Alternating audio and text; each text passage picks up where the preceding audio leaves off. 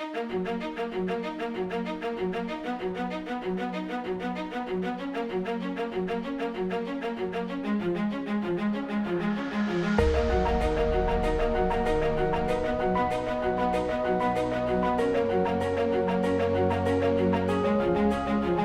very excited to be in Fort Wayne this week. We're going to be visiting two of our clients, one on the ferrous side, Paragon Steel, and then another client on the non-ferrous side, a copper rod producer, SDI LaFarga.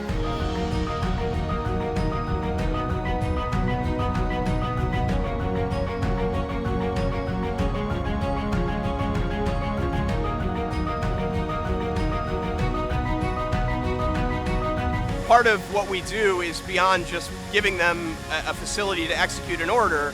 We also want to learn about their business, get on the ground, figure out, what are the problems that they have on a physical level with their business, not just with the risks associated financially, because it gives you sort of the behind the scenes information that you don't otherwise have. And so I think it's an important piece of the puzzle for us.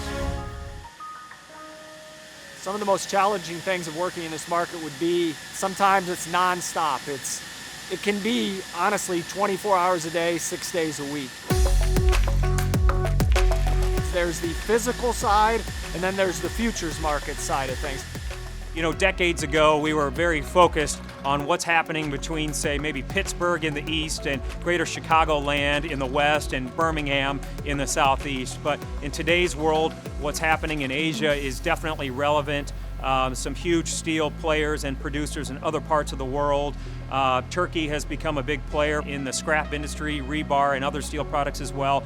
So Spencer and the team has up to the second information regarding what is happening to ferrous products around the world, and that helps us here in the Midwestern U.S. try to get a sense of where prices might be headed tomorrow and into next week. Really what we want to do is hold the client's hand for the entry point for where they take on the risk, which is when they pick up those bundles at the shipping yard, and then all the way to the end product when these coils leave the door to their finished product customer, right? And the more we know about how that process works for them, the easier it is for us to devise a strategy for them to lay off the risk.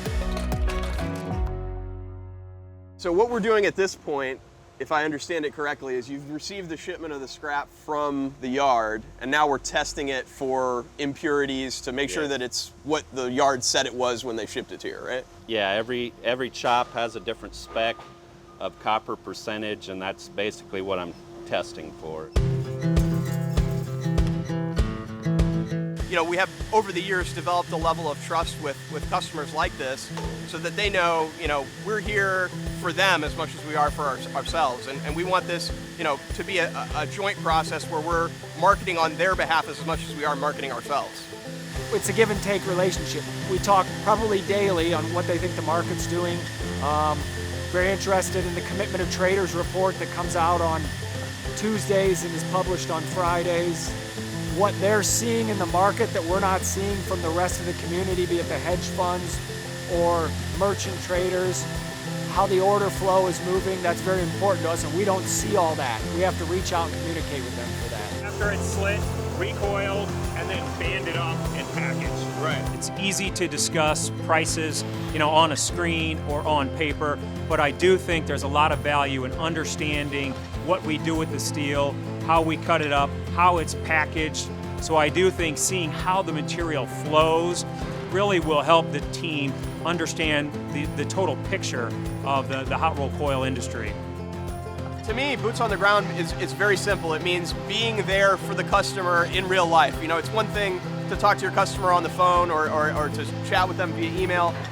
There's something else, I think, that happens when you get to sit down face-to-face with the client. Not only does it allow you to see sort of the full gambit of their physical operations, which can give you more insight into how to assist them with their risk technique, but also it just creates a more personal relationship, and really I think it helps develop trust between you and the client. And ultimately that's the most important thing for us is if the client can't trust that we're going to do the right thing for them, then we're not really doing our job.